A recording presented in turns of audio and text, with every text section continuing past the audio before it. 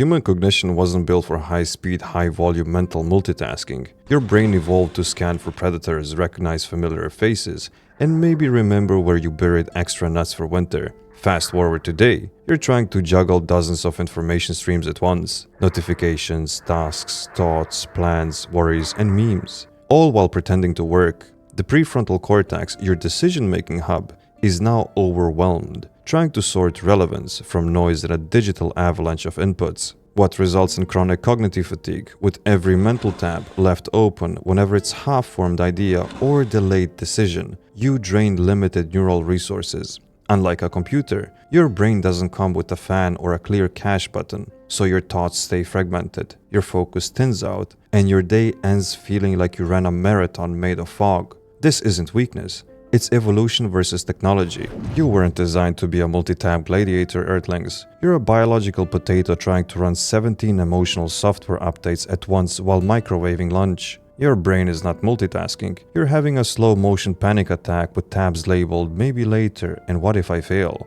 At this point, even squirrels will tell you to focus. Every time you open a new browser tab or mental tangent, your brain releases a tiny hit of dopamine. It rewards novelty, even when that novelty is pointless. Clicking through unrelated content or starting a new project before finishing the last one gives you the illusion of productivity, not the substance. This leads to an endless cycle of stimulation without resolution, and it's making your thinking shallow and scattered. Worse, every open tab, unfinished task, unsent message, unanswered email keeps pulling background attention. The result is an invisible but powerful drain on your energy. You think you're fine because you're not constantly aware of them all, but your working memory is like a clutter desk. It's harder to find anything when it's already covered in junk. This isn't just a bad habit. It is a slow burn of your mental fuel. You're basically dopamine surfing through your own downfall. 1 second you're reading something smart. The next you're watching a capybara eat watermelon. Opening tabs makes you feel alive. But really, you're just opening more windows into a burning building and admiring the breeze. Your mind can be noisy without being effective. Most humans confuse mental activity with actual work. Just because your brain is racing doesn't mean you're going anywhere. In fact, you can spend hours caught in cognitive turbulence, a flurry of fragmented thoughts, anxious planning, and imaginary arguments, all while leaving the real tasks untouched. This kind of business is comforting because it gives you the illusion of control. You feel like you're preparing, managing, optimizing, when in reality, you're mentally pacing in circles. It's why you make detailed to-do lists but never act on them, or plan conversations that never happen. The mental rehearsal satisfies the surface need, so action feels less urgent. You're basically a hamster running on brain wheel powered by Wi-Fi and regret. It's not deep thinking. It's noisy procrastination wearing a productivity costume. Meanwhile, your actual work is over there quietly dying of neglect. Before the digital age, your brain had to remember everything.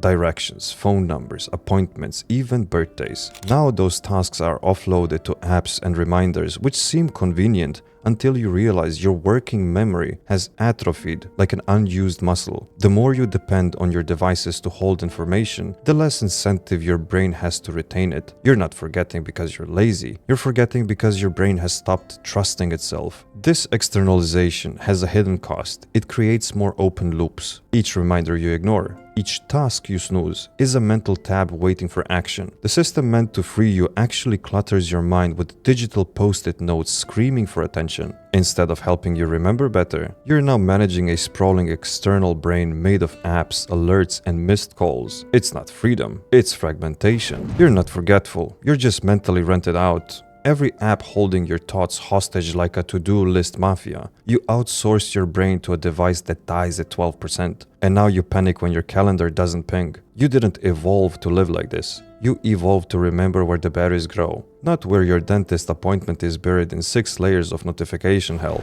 Humans like to believe attention is unlimited, that if something is important enough, you will naturally focus. But attention is a finite fuel. It gets spent, it needs rest. Every decision, interruption, and redirection burns a small amount of cognitive energy. This is known as decision fatigue, and it's why by the end of the day, you're more likely to eat junk food, skip important tasks, and doom scroll into oblivion. The modern world throws an overwhelming number of attention traps your way. Personalized feeds, autoplay videos, emotional notifications. Each one hijacks your attention, leaving you scattered and drained. And here's the kicker. It takes your brain 23 minutes on average to return to deep focus after an interruption. Now multiply that by how often your phone buzzes. That's not living.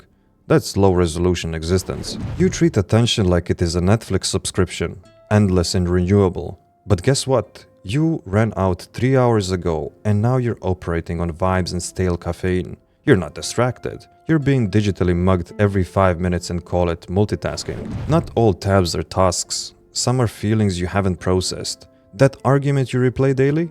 That guilt about not being productive enough? Those aren't thoughts, they're emotional tabs, and demand just as much mental energy. Emotional residue lingers like a background noise. You may think you've moved on, but your brain remembers. It stores unresolved tension like open files that never close. These emotional tabs are the most corrosive because they're invisible. You can't track or schedule them. They weigh down your cognition and leak into your day. Every joy gets dulled when you're constantly managing hidden stress in the background. What you need isn't another podcast about optimization. You need to clear emotional RAM through stillness, reflection, or actually feeling what you've been avoiding. You're not mentally tired, you're emotionally buffering. Half your brain is running silent updates titled unprocessed stuff I refuse to talk about. And then you wonder why you feel fried after 2 emails. Earthlings, your soul has 87 drafts saved and no one's hit send. You might assume that sleep resets everything, that if you just crash at the end of your overloaded day, your brain will clean up the mess overnight. But here is the reality. Sleep doesn't delete tabs. It merely compresses them. During deep sleep, your brain tries to file away unresolved items, consolidate memories, and defrag your emotional hard drive. However, if you're overloaded, even sleep becomes inefficient. You wake up groggy not because you sleep too little, but because your brain was busy all night playing janitor. When your brain doesn't get enough quality sleep, or worse, you carry too many unfinished loops to bed, it never gets a chance to fully reboot. Instead of waking refreshed, you wake up in the middle of mental traffic jam. Dreams start reflecting your open tabs, strange hybrids of work stress, social guilt, and that weird video you watched at 2 a.m. This isn't rest. It's subconscious buffering. You're not sleeping. You're just unconscious while your brain runs Windows 98 disk cleanup in safe mode. No wonder you wake up tired. You didn't rest. You were merely sweeping confetti off a dance floor you never wanted to be on. That's not sleep hygiene. That's dream lag. Here is a paradox. The more tools you use to organize your life, the more tabs you tend to create. Productivity apps are meant to reduce cognitive load, but in many cases, they multiply it. One app for notes, another one for tasks, one for your team, 2 for your calendar. And suddenly you're managing 5 dashboards to track 1 human life. You're not simplifying, you're project managing your own attention span. The truth is, organization doesn't cure mental overload, it can camouflage it. You feel in control while dragging tasks into neat columns, but it still remains the same mountain. And worse, using tools gives you a false sense of progress. You've planned things out, color-coded everything, and yet nothing's been done. The brain confuses this setup phase with action, reinforcing the habit of preparing forever and never starting. You built an empire of digital stickies and now you're drowning in a sea of checkboxes. Congrats! Your to-do lists has folders, your folders have subcategories. Your brain, still screaming. You turned focus into a user interface. That's not productivity, that's admin cosplay. You don't need more willpower, you need fewer inputs. The modern brain isn't falling because it's weak, it's overwhelmed. The solution to a 400 tabs isn't learning how to juggle them better, it's closing most of them.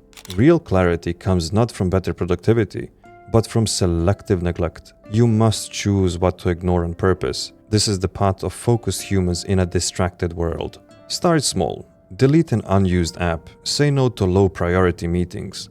Write down a task and cross it out just to let it go. The act of mentally deleting a thought, of deciding this is not my tab to hold, is incredibly freeing. And when you give your brain fewer things to carry, it begins to recover. Ideas get sharper. Time stretches. The noise fades. You start to remember what thinking used to feel like. Quiet, deliberate, alive. Start deleting earthlings. Not everything deserves your headspace. That random article? Gone. That half-finished habit tracker? See ya. That toxic group chat named Chaos Crew? Yeet. Close the mental tabs before your brain starts smoking and asks for early retirement.